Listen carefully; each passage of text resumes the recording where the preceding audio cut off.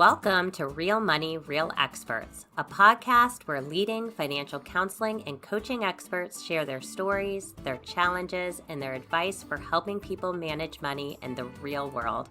I'm your host, Rachel DeLeon, Executive Director of the Association for Financial Counseling and Planning Education, or AFCPE. And I'm your co-host, Dr. Mary Bell Carlson, an accredited financial counselor, or AFC, and the president of Financial Behavior Keynote Group.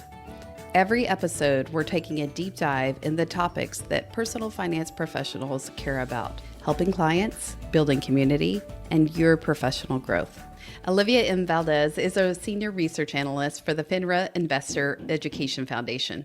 In her role, she leads and conducts research projects to better understand and advance the financial well-being of adults in the United States. Her research also focuses on protecting consumers against financial fraud and exploitation and improving financial disclosure statements. Dr. Valdez obtained her BA from the University of South Florida and her PhD in experimental psychology from Florida Atlantic University. Ritta McLaughlin is the Director of Investor Education Community Outreach at the FINRA Investor Education Foundation, where she leads the foundation's efforts to advance financial inclusion.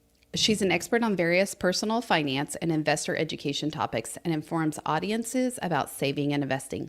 She cultivates and manages strategic partnerships with organizations to provide financial capability programming in underserved communities.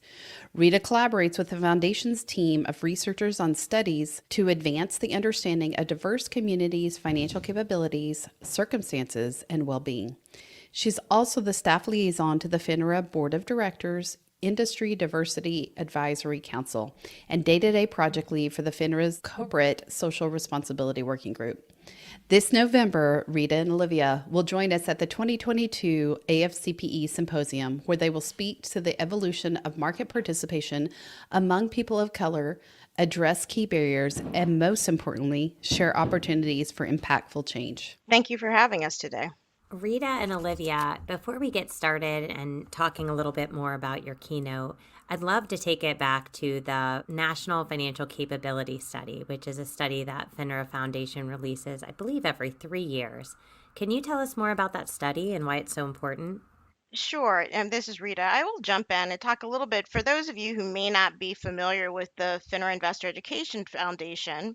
It was established in 2003 to empower underserved Americans in the United States with knowledge, skills, and tools needed to make sound financial decisions throughout the course of their lives.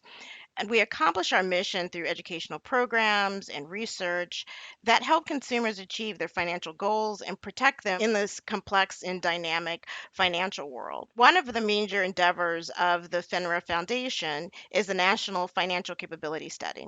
And often you will hear it described as the NFCS. It's the large scale nationwide survey that gauges the financial capabilities of adults all across the United States.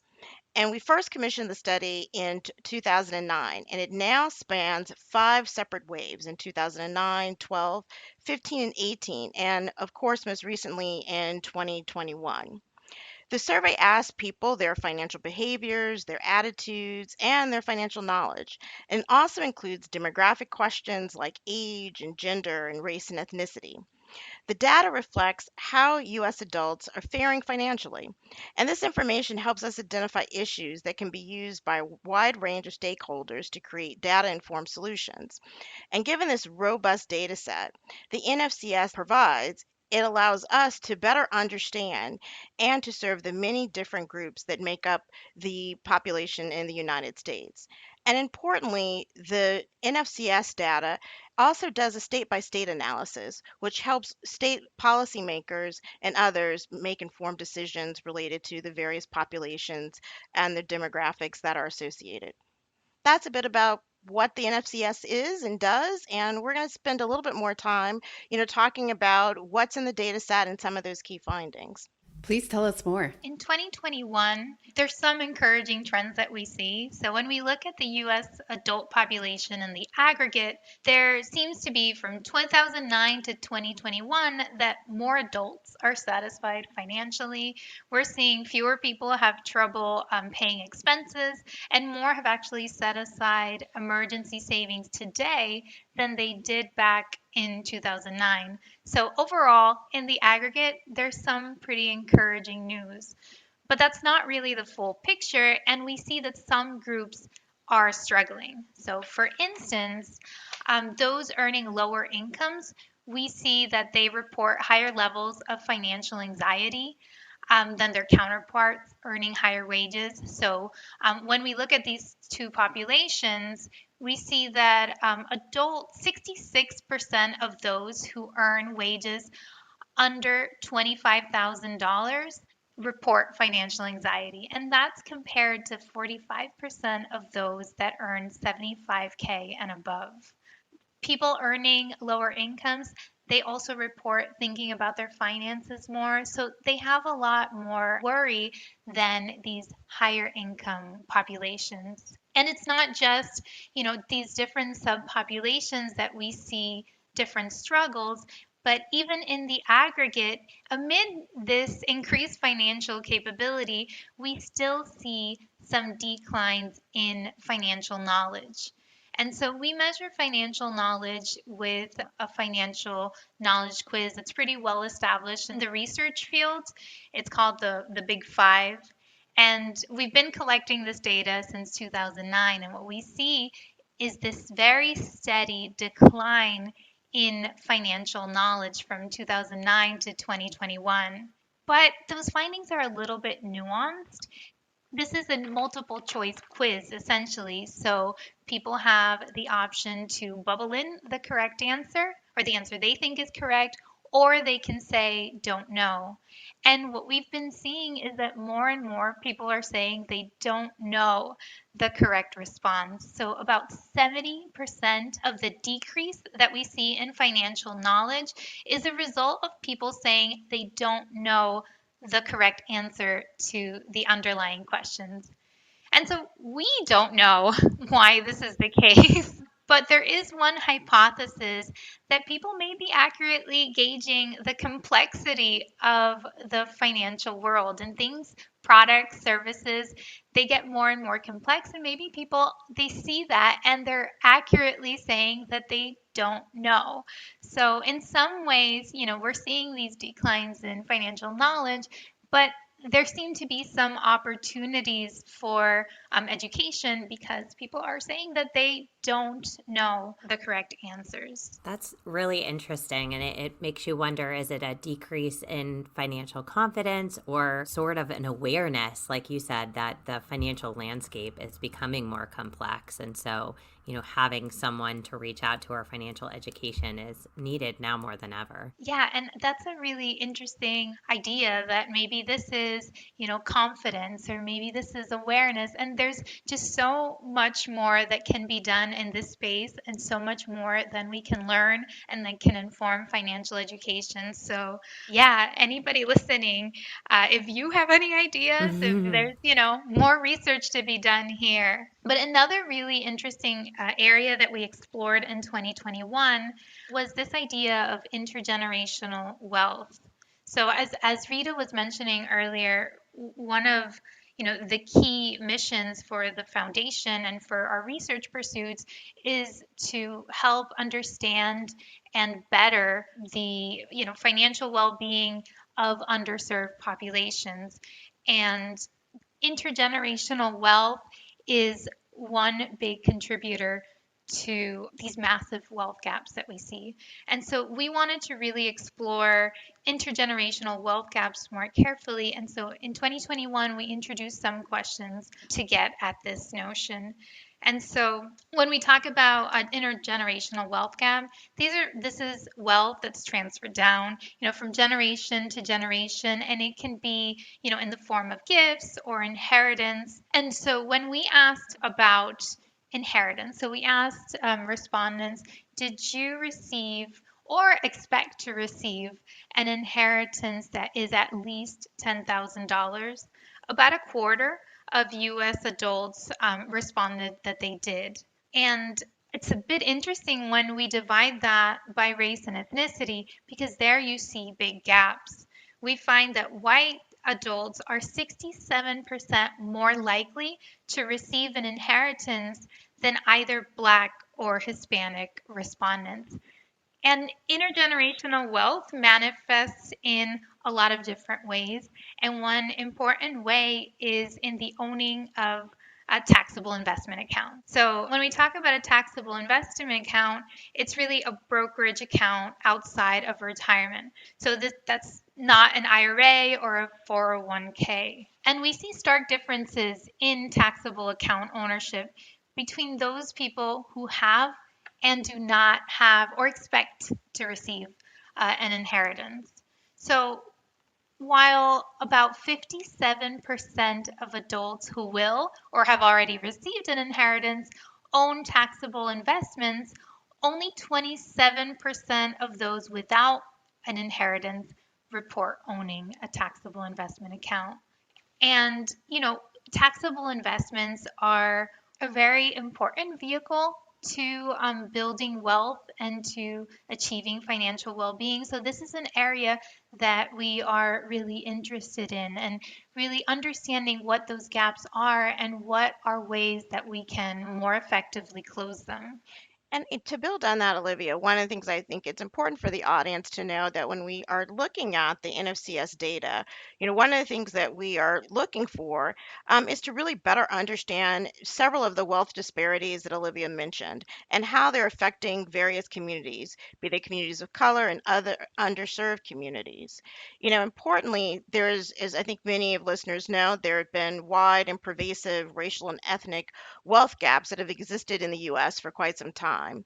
And when we look at the 2019 data, the median net worth of the typical white household was nearly 8 times that of the typical Black household.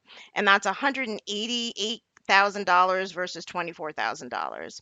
And that's 5 times that of the typical Hispanic or Latino household, which was $36,000.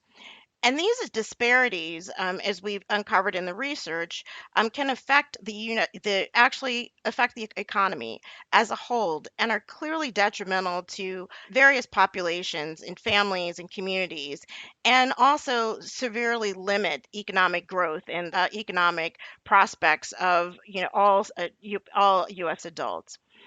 Why some of this suggests that, the inequality is dampening consumption and investment and may cost the U.S. economy between a trillion and 1.5 trillion. And that's estimated between 2019 and 2028.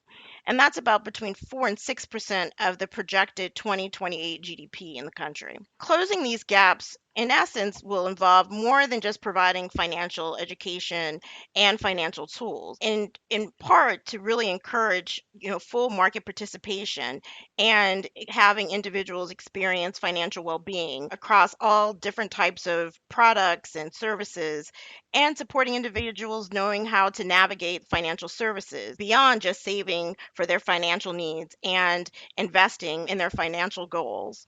I think one of the things, in addition, that when we talk about sort of what's causing many of these gaps and several of the factors, in the 2021 NFCS data, we examined that looked at several factors that are contributing to these disparities, particularly as it relates to taxable account ownership. Statistically, we controlled for factors beyond race and ethnicity to see what some of the other barriers that might be precluding individuals from owning taxable investments or having taxable accounts. And in doing so, there were 6 factors that were key that we found for owning a taxable investment account. The first was income. The second, a college degree, that's having a 4-year degree. Financial knowledge, emergency savings, and that means having a rainy day fund. Owning a home ownership, and a high tolerance for taking financial risks. And that really means preferring to take an above average financial risk or more likely to own a taxable investment account. And as it relates to sort of the emergency savings, I do want to point out that one of the factors that in that emergency savings was that having a rainy day fund was substantially more important than earning an income above $50,000. But notably, even after controlling for these factors, there was a gender gap persistent, particularly with women of color. And Black and Hispanic women were less likely to own taxable investments accounts than their male counterparts. So, what does market participation across race and ethnicity look like today and traditionally? Traditionally, we see that people of color participate in the capital market at lower rates. But we are seeing that those gaps seem to be closing. So we're seeing these encouraging trends across the NFCS data. In our most recent data, we find that about 29% of Black adults and 30% of Hispanic adults own a taxable investment account. And that's compared to 36% of white adults. So clearly, there's still some gaps there. Black and Hispanic adults are about 17% less likely to own a taxable investment than their white counterparts, but there is a very clear improvement over the years that we've collected that data. When we compare to 2012, which was when we have clean data from the taxable investment account, we see that the likelihood of owning a taxable investment has increased by 32% for Black adults and 25% for Hispanic adults. So that is to say that from 2012 to 2021, Black adults were 32% more likely to own a taxable investment account than they were back then, and Hispanic adults were 25% more likely to do so in that, pretty short span of time.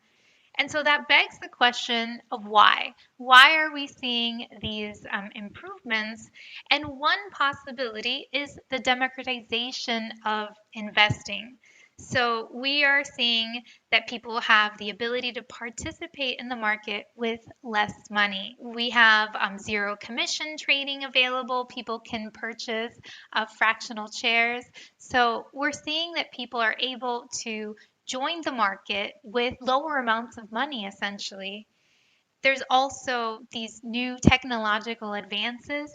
So we're seeing that fintech applications allow you to invest from the comfort of your home, through your mobile phone, through your desktop. And all of these different factors may be increasing the ability to invest for a lot of these populations who have not traditionally done so. And in a separate study that we did with NORC at the University of Chicago, we actually looked at new investors who had joined the market in 2020, and we saw that this is the case. So new investors are more racially and ethnically diverse than more traditional ones. And they have lower incomes, their accounts have lower balances. We're seeing more and more representation of different groups in the investing world. This is great because we are seeing a democratization of investing, but there are still, some challenges. While we see these new populations joining the market, we're also seeing some trends in terms of investing knowledge that need to be addressed. I'm curious, you mentioned you're seeing more investing across various demographics. Have you also looked at gender investing and what you kind of alluded to at the end, the types of investments, just because people are getting more involved in the market, just understanding some of the risks and the education behind doing it effectively? One of the things that we were interested in looking at was whether this gender gap that we know that exists with investing has been closing, but unfortunately we didn't see that.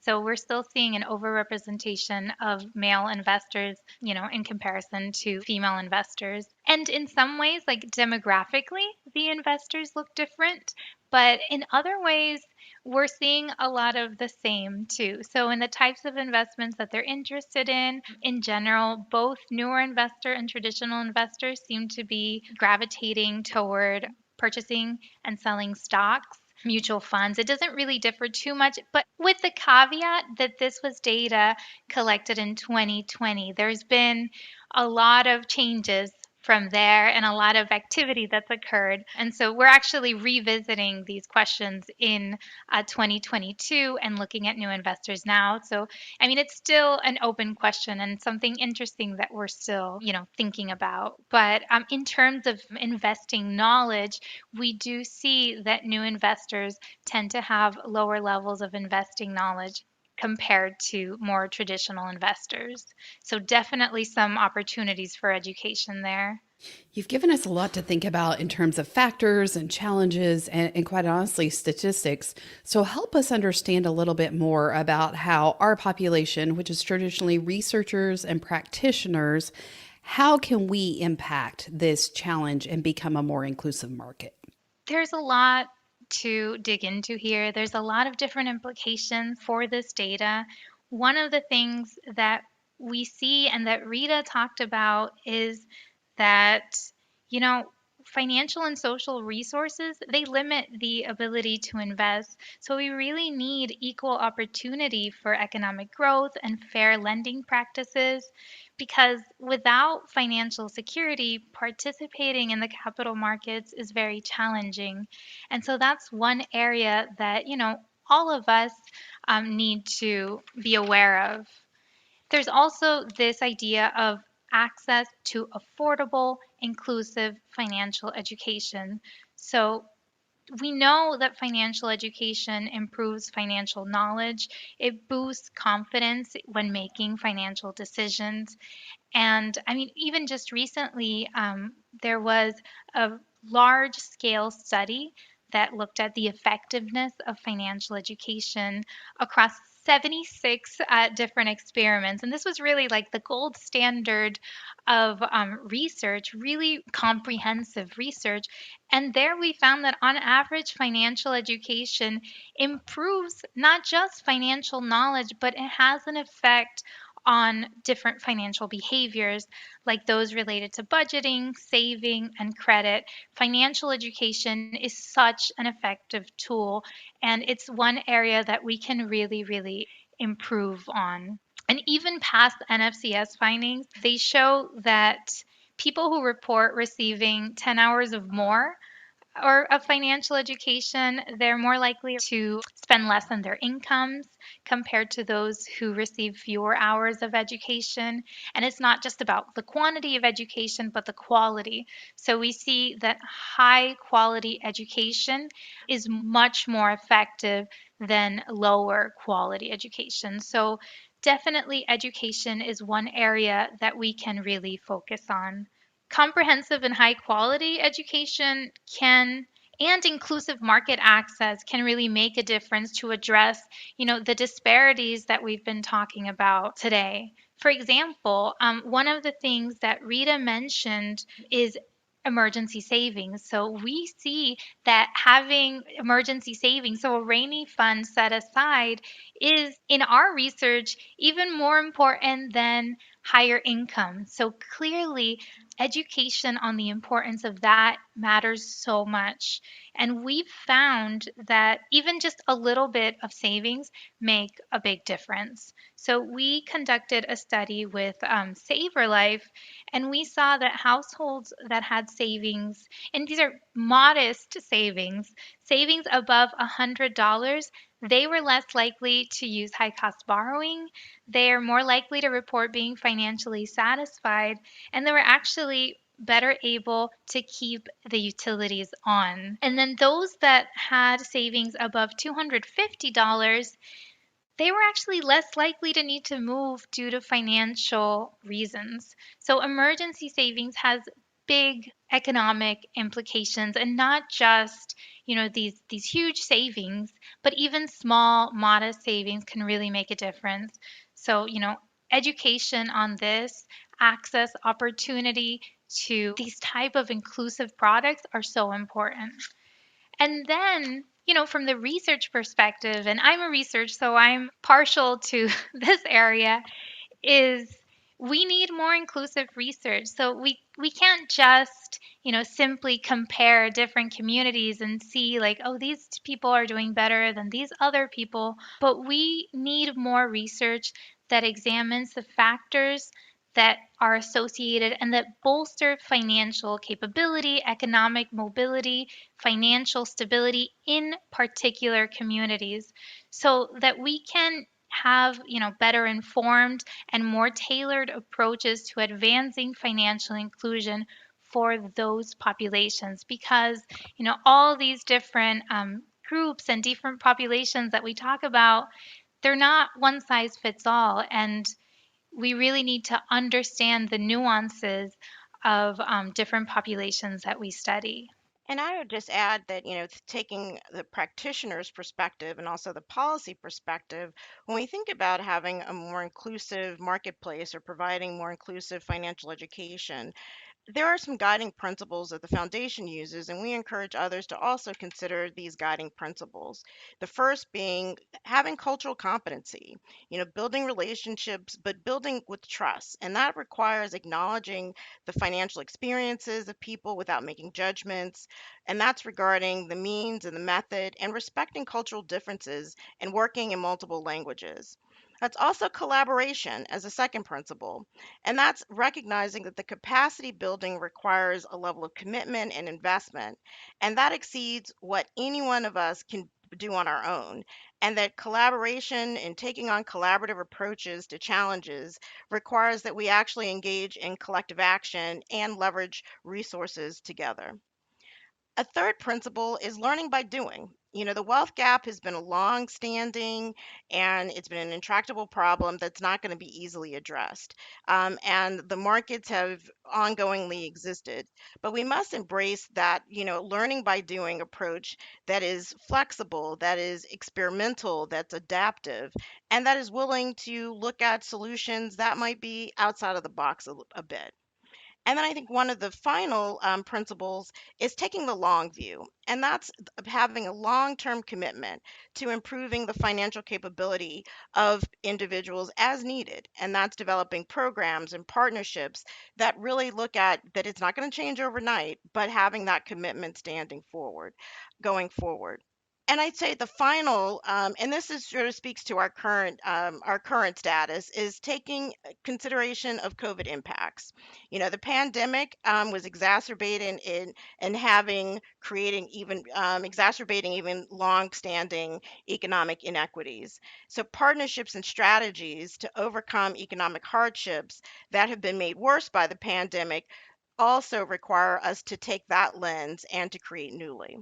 And so when we talk about or think about, financial inclusion and financial inclusive education, these are some factors that I think for practitioners and for policy makers and other stakeholders to keep top of mind. Rita, those are great and very aligned even with, some of the work that we've done with FINRA Foundation and that we're doing internally as well. But it's interesting the learning by doing and the flexibility and the issues that have kind of risen up throughout the impact of COVID-19. I think we've also seen, we've had to be agile and flexible and experiential through a time that was unprecedented. And I'm hopeful that we'll learn from some of those things too and apply that to some of these changes. And this ties into, what I wanted to say, that this data that we uncovered today and what we discussed is really just the tip of the iceberg. There's so much more to dig into and so much data that we collected. So as you all were talking about COVID, we actually have some COVID questions in the data set that we included about, were you or someone in your household diagnosed with COVID-19? Were you furloughed or did you lose your job as a result of the pandemic? So these type of things that can really help explain the different financial scenarios and situations that different households are coping with. And beyond that, we have a breadth of different variables. You can see the data, read the reports at finrafoundation.org/NFCS. We have a lot of information, not just on this most recent data, but the data spanning from 2009 to today. And as one of the new things that we did with this new data release is we incorporated some data visualizations. So when you visit the site, you'll see that you can interact with the data in this really user-friendly and graphic way. Soon, we're going to be coming up with more data visualizations. So with the NFCS, one of the things that you can do is look at specific states and see how these different variables look like in your state. So we're going to have some state analyses where you can look at your state and how it's faring. We also have, like I said, the report, the data sets. All of this data is publicly available for download.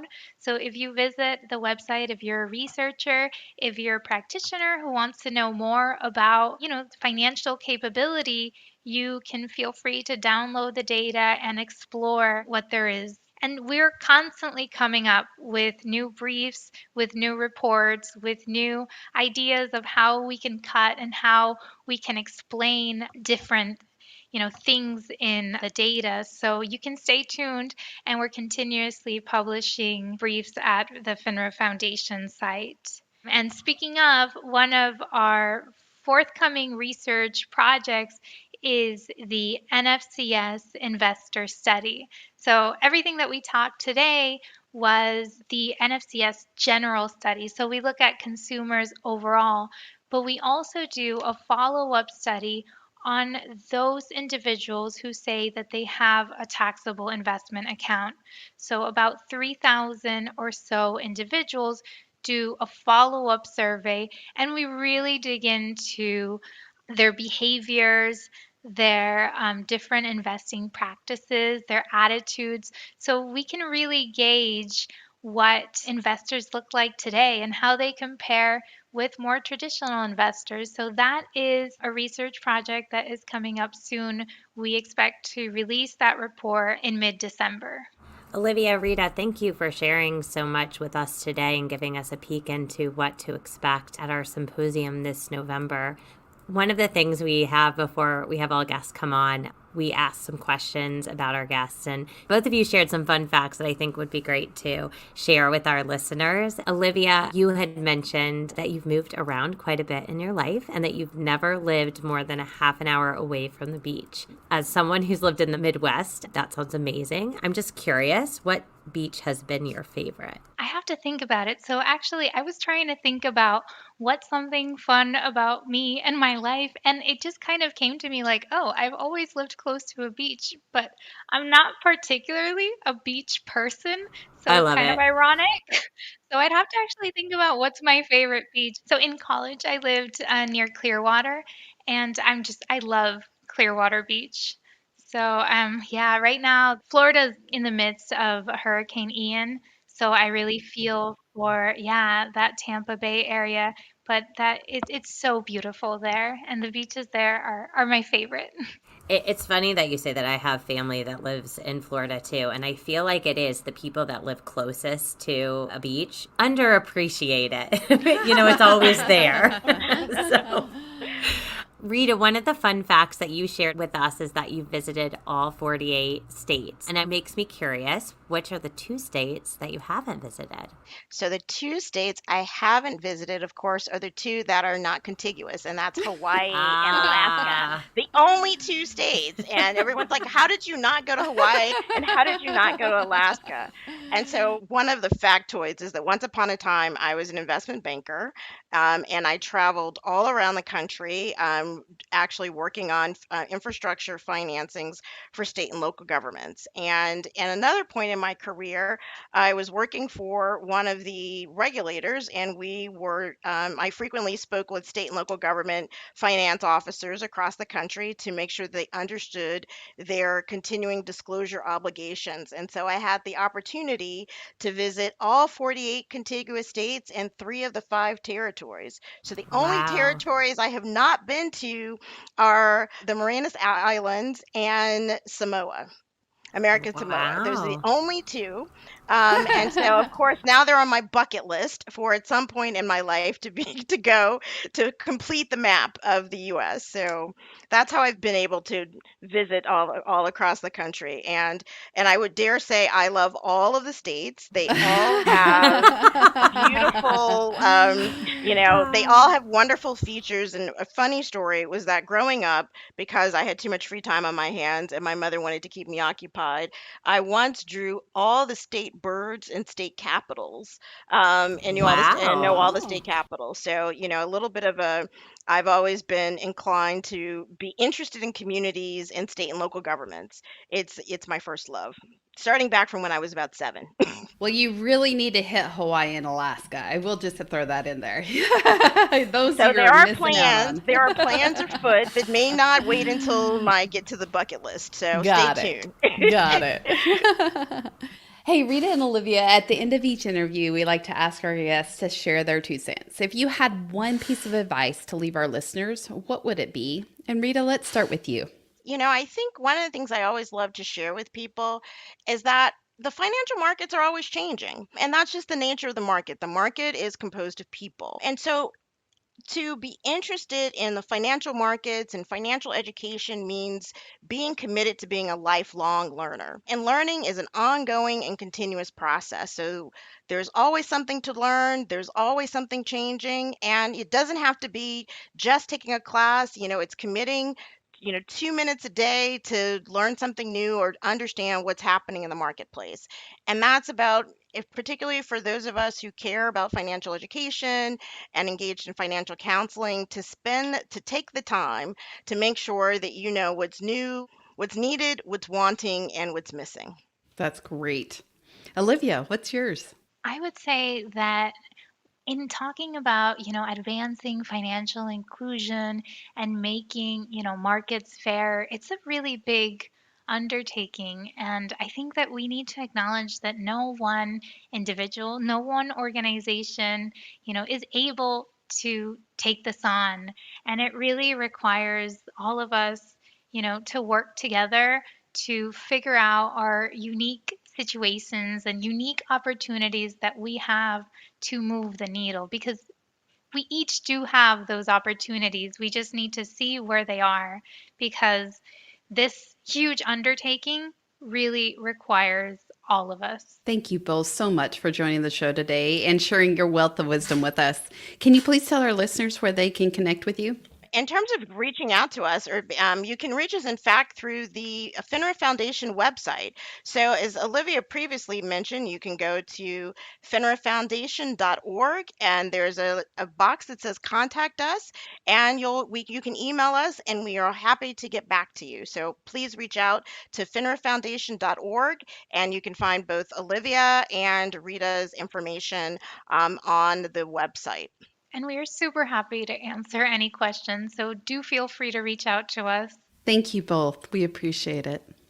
Mary, it was so nice to have Rita and Olivia join us today, and I'm looking forward to hearing more about the data and being able to apply what they're learning to the work that our community is doing. I think these conversations are so important. And I also think Rita, at the end, she had so many good takeaways about, how we make the marketplace and financial education more inclusive. And so many of those takeaways really resonate with who AFCPE is as an organization.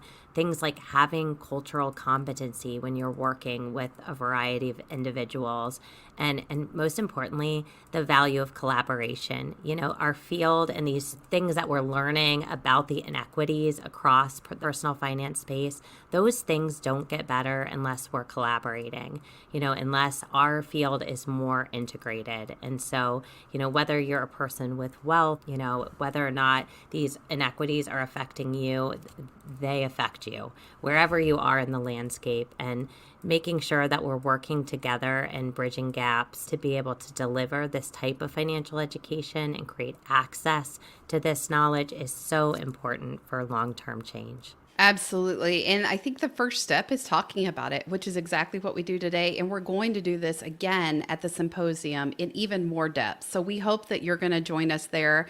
They've got so much data-driven information that is rich. It's a longitudinal study that researchers can use multiple ways, but I really like the application to practitioners. And that's what I'm really looking forward to getting more involved with, is hearing how you can make a difference, right? Each one of us can make a small impact and change to make it a more equitable marketplace. So we hope you choose to join us at this year's symposium to hear more, not only from these speakers, but many other great lineups at our 2022 annual symposium. We'll see you there.